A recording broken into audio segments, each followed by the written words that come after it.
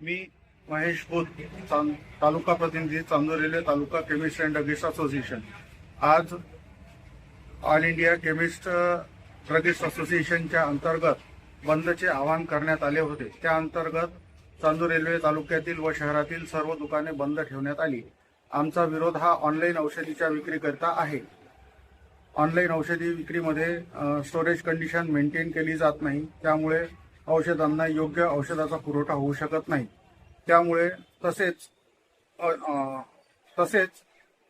Online औषधीमध्ये बऱ्याच प्रमाणावर discount दिले जात नाही, तेवढे मार्जिन सुद्धा दुकानदाराला मिळत नाही, पण त्यापेक्षा जास्त डिस्काउंट ऑनलाईन वाले देतात। त्यामुळे लोकलचे जे केमिस्ट आहे यांचे दुकाने बंद होण्याची वेळ आलेली आहे। 12.5 लाख औषधी दुकानदार आज संपावर आहेत, तरी सरकारने या गोष्टीवर लक्ष द्यावे। याबद्दलचे निवेदन माननीय उपविभागीय अधिकारी व माननीय तहसीलदार साहेब यांना सर्व केमिस्टच्या वतीने सर्वांनी उपस्थित राहून देण्यात आलेले आहे। केमिस्ट एकता